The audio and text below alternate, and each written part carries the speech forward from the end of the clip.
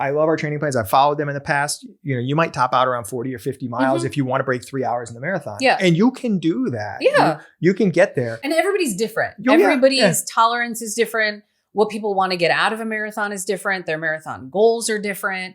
So like you run 100 miles a week training for a marathon. I never get that high because I would probably break my other leg if I did that.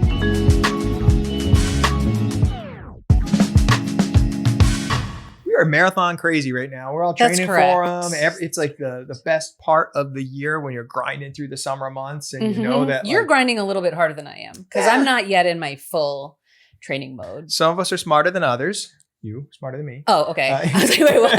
What did I do? No, I think this is when we really build success in September, October, November. Is like right now because the wall is coming. It's approaching fast. And where do you normally hit the wall? I don't hit the wall. I stopped hitting the wall. Shocking. Yeah. That's shocking news to me. No, we're going to talk about this because we have an article and it is 6 strategies to improve your late race performance. And basically what we're saying is you stave off fatigue and you don't crash and burn, which is the wall ultimately. And a lot of it happens now. You have to set yourself up. There is some things that happen on race day as well. The strategy in it, but like what you're doing weeks and months out are going to set you up for success. Yep. That is correct. Now, number 1, I think maybe the most important one is you have to put the miles in before you get to race day because you can't show up to a start line having not put in enough miles in your training and expect to get through 26.2 miles feeling stellar. We talked about this in a recent video. We had a 3-day training plan and I was like, it's just not enough for a marathon. No. You can't cheat the mileage. Yes. And I made a note. We actually spoke with Dr. Michael Joyner, who he's a longtime Runner's World contributor, really brilliant man, knows the sport inside and out, has contributed hugely to the science of the sport. And he's basically like mileage matters. Yeah. It's what did he say? Mileage is the biggest predictor of resilience. Basically, it's specificity. If you want to run a long distance well, you have to run a lot. Yes, you have to for put in a variety mileage. of reasons. Like 1, your body needs to get used to going whatever that distance is. But another thing that I think people don't realize enough is the mental game of being on your feet for 26 miles is a lot. You're spending a lot of time like with yourself in your own head. And if you haven't been putting in the miles and sort of like know what that feels like and know what to anticipate. Like I remember when I ran my first New York, I hit the wall right after I got out of Greenpoint. That's a long way to go. Which is mile 14. Yeah. So, and I just remember because it was like, okay, like I grew up in Greenpoint and my family was there. And so I got to see them. And then I was like, oh my God, I have to do this whole thing another time. Yeah. So, and like my brain just like wasn't prepared for it. And that's when I like really hit the wall. And like after that, I was fine. But like for me, it wasn't that my body hit the wall. It was that my brain was just like, you did 13 plus miles and now you need to do that same thing again. So like really not only training your body, but your mind to like make it through those miles is so important. Yeah. That is one of the tips in there. It's one of the last ones is like sort of the fuzzy catch-all thing. Yeah. There is like the mental element of it. Oh yeah. You have to get acclimated to the heat. You have to you have to run through some things that like beyond just your strategy or, checking off the boxes of your workouts to get yourself prepared. Yeah. Now at the top of the show, you said, I'm running a lot of miles and I'm running 100-mile weeks and it's crazy. And I'm running 2 and 3 times a day. And I honestly, truly believe like running insane amounts of mileage like that is what allows me to not hit the wall. Now, if I ran faster, not the only thing. I think it's probably the single biggest factor. But I mean, if I were to run a whole lot faster than what like my goal is, I'd probably hit the wall, but I know reasonably what I should be able to do. And I go in and because every day is a slog. Like every day I'm exhausted in training and I'm out there for 2+ hours a day, every day of the week. And it's like, so it's, you'll go through the boredom. You go through the like, oh, this stinks. I'm tired. I'm going to be done. Yeah. But then when the race day rolls around, you're tapered and you're feeling fresh and you only have to go 26 miles. It's like, that's easy. That's nothing. Yeah. I mean, it's not nothing, but you're also like, you're always like running a high mileage. You're always beat up. You're always something's tight, something's sore. You're not injured, but you're always just kind of like not 100%. Your Garmin's never telling you you're ready. It's always saying you got like 3 days of recovery on time. Yeah. And you're like, shut up, Garmin. Yeah. I'm going to run again today. But it allows you to just like, you get through that, what the discomfort is. So when the discomfort starts creeping up in a marathon, you're like, meh, been there, felt this before. And you're like, tomorrow, no running. Well, yeah. So that's like a sweet dessert after you've put in, 16 weeks of 100-mile weeks. I don't know if I'm gonna go 16, but whatever it is, it's a lot. Cycle, it's a lot. It's a lot. It's a lot of mileage, and you don't have to do 100-mile weeks. That's just an arbitrary number. But high mileage, I think, works out. Like, we have training plans, they're great. I love our training plans. I've followed them in the past. You might top out around 40 or 50 miles if you want to break 3 hours in the marathon. Yeah. And you can do that. Yeah. You can get there. Yep. I know for me personally, like I did it. I followed them. I broke 3 hours in the marathon. It was tough. Yeah. I was on the border of hitting the wall and, I was wrecked at the end.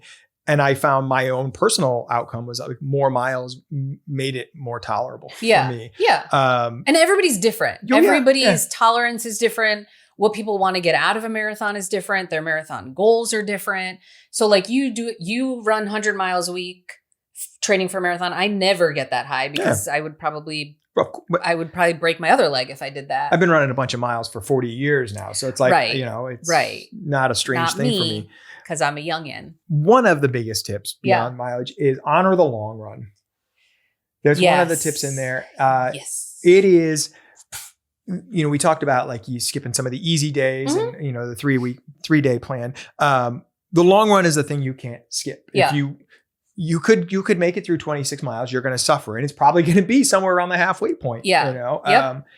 There's no magic in like 20 miles. We all top out somewhere around 20 miles. Yeah. In the training plan, but there's no magic in that number. You've got to go long. Yeah. You gotta understand what it's like to run on tired legs. Yep. Like you said, you can skip some of the weekly runs. And like I think always do our long runs on the weekend. Don't skip those. I've done marathon blocks where I've, for one reason or another, like travel or whatever, haven't been able to do all of my long runs. And like, you can definitely feel the difference between when you hit them, most of them, and when you don't, because you have to get that feeling in your legs. You have to be able to like sit in your own mind for 20 miles to know that you can do the 26.2. The other thing that I think is important. Here she goes. No, it's not what you think it is. Don't tell me to lift weights. Nope, I'm not going to tell you. That is important. I'm not going to tell him to because I know better. You should lift weights, but I'm not gonna. Correct. You're not going to convince me. Correct. No, but the other thing that I know that you do now that you didn't used to do back in the early days is fueling. Yeah. Fueling for every run that you do.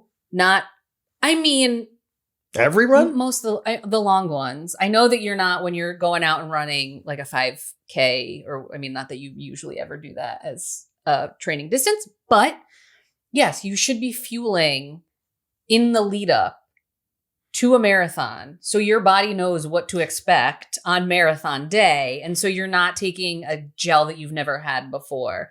You're not, Live a little. I'm kidding. Jeff, you've told me so many horror stories about what you have gone through. Just do the testing before. No, yes, fueling is big. I never used to run with water or gels. Like just didn't go out, do 20 miles. No, didn't do it. Didn't carry it. I got older and I realized I needed to do that. I needed to run with gels. Like this Sunday I ran 20. I took one gel, but I drank a handheld. I carried a handheld and 15 miles. I ran 15 miles with a buddy. We got back to the cars. I stopped and filled my handheld back up for the last 5 and drank that down again. On one gel, 20 miles. Yeah. Well, I ate a Pop-Tart for the breakfast that morning. You know what I haven't said in a while? Don't be like Jeff. I ate a Pop-Tart for breakfast that morning. One single Pop-Tart? No, package. So 2 Pop-Tarts. That's all you ate before running 20 miles? Yeah. Don't be like Jeff. We have a lot But of I drank a bunch information. of- We have a lot of information on our website about how you should fuel for not only a marathon, but training for long runs and any distance. Please do not be like Jeff. Go to our website and look at our fueling guides. This is insane. It's important. That is insane behavior. 2 Pop-Tarts before running 20 miles and 1 gel? That's 2 Pop-Tarts and a gel more than I used to do. And I sports drink. I had sports drink. 34 ounces of Scratch. At what point?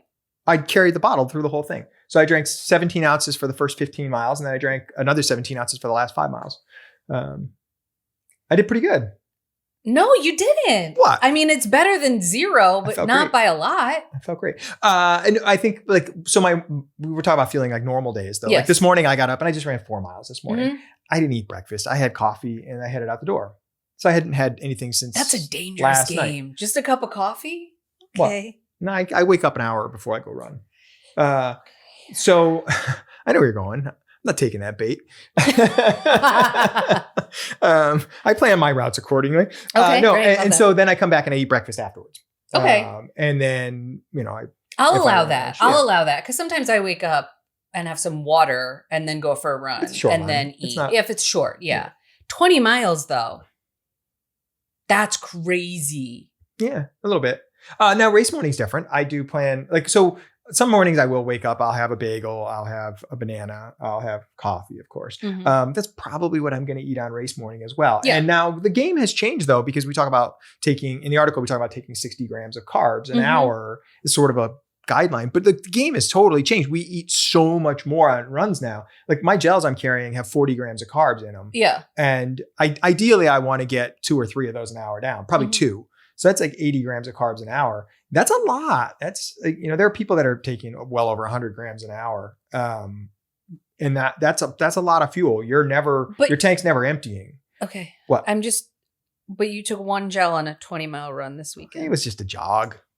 I felt great. 20 miles, regardless of what speed you're running, I just don't qualify that as a jog. I had another one in my pocket. I didn't eat What it. does that matter? And I had another one in the car that I was going to pick up if I needed it, but I gave it to my buddy. What?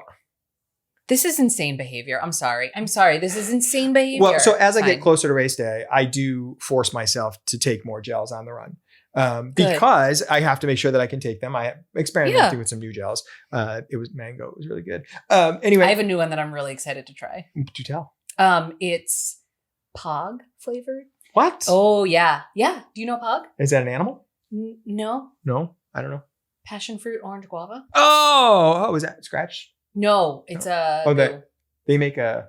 Goo makes a new liquid. I'm really No. excited. I think that's a drink mix that I'm thinking of that Scratch makes. Passion fruit. Oh, Pod. I'm really excited. Interesting. No, I don't know that one. So bring you one. I will train myself to take more, know that I can get those down and hold them down Mhm. as I get closer to race day. Yeah. But As again, you it's should. knowing what you can do, right? Is it the best advice to only eat No, one it's gel? actually like it's almost the worst advice. There's only one thing worse, I think, than 1 gel. Running 3 days a week? No gel. No gels.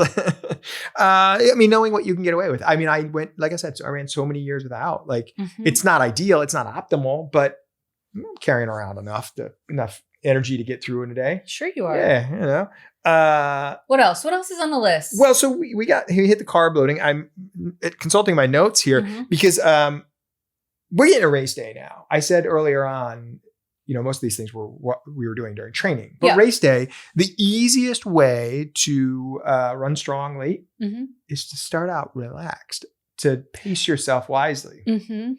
Because the gun goes off, and as Jeff likes to say, you're going to run like you just got out of jail. Everybody does it. Don't do it. I did it for my first New York. I think I ran my first mile like 3 minutes faster than my normal, because it's okay.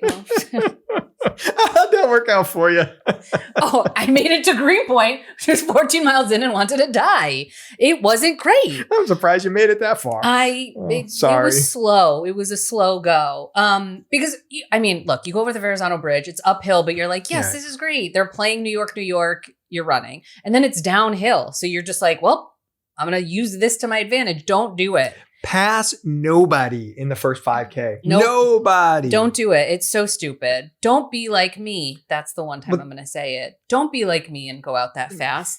Take your time. So I'm a big believer. We've talked about this in the past, the 10-10-10 plan, right? You love a 10-10-10. Yes. Those first 10 miles, you're just holding back, relaxing, going a little slow of goal. It's all discipline. That middle 10 miles, or the second 10 miles, I should say. No discipline. Middle 10. So the second 10 miles is discipline. Well, you don't have it. So nope. You lock in on goal effort, your marathon effort. Yep. I say effort because sometimes the course is rolling. And so you can't really lock in on pace. And then the last 10K is you go. Grip it and rip it. Race it. Just go. Steve Jones said at one point, like the first 20 miles are like a comfortably hard effort and you're just getting ready to race the last 10K. Yeah. That's from the elite perspective. Yes. I'm paraphrasing him, but like it is that mentality. If you set yourself up thinking, I need to get to 20 miles to race, like my race is just a 10K with a 20-mile warm up, you are going to have the day of your life. Runners are so weird. We're 20-mile so weird. So I'm just going to do like a 20-minute jog and then I'm just going to 20-mile jog. 20-mile jog, yes. Yeah. 20-mile jog. And then I'm just going to like burn it out for 6.2 miles. We are not right. We're not right. We are not right in the head. I like to say bank equals bonk. A lot of us think, I'm going to bank some time. I'm 15 seconds up. Yeah. I'm going to have a career day. You don't give it back with interest every time. Correct. Can confirm. Yeah. But you run a smart race. You really like that's probably the easiest thing you can control is race day pacing. Yeah. Nobody's telling you have to run faster. You are the one who's, making that choice. Yeah. Even and if you get to 20 and you feel like garbage, fine. It happens. Like you're not going to be either way. Like you're either going to be able to then run and pick up the pace or you're not. But like if you're not feeling it after 20 miles, just run it in. And then the next day you won't feel like garbage. Like it's fine.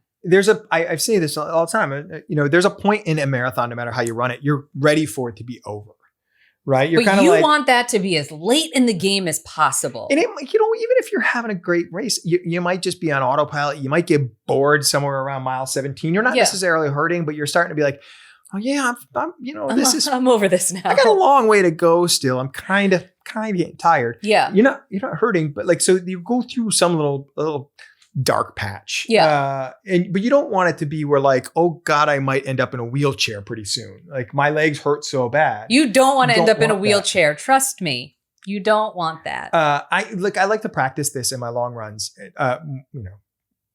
taking fuel and whatever, but I like to practice running quicker later in my long runs. Yeah. And it's not like marathon pace effort necessarily, right. But like making sure that I have something that I can feel good late in the long run. Yeah. And sometimes, it's a little hack I have is I've run some miles by myself and then I meet up with buddies for like the last 10 miles. Yeah. And when you're talking and you're running with people, you just feel better. Yeah. And so you get the boring stuff, the warm up out of the way. Yep. And it just I get confidence going into a race after having had workouts like that, had days like that, where you're just like, yeah, you know what? I ran 20 miles and it was a piece of cake. Yeah. Never said that, but that's fine. You can do what you got to practice it. You got to get there. Yes. All right. So we have 6 tips. Yeah. Check them out. Try them out in your next marathon and let us know how you do.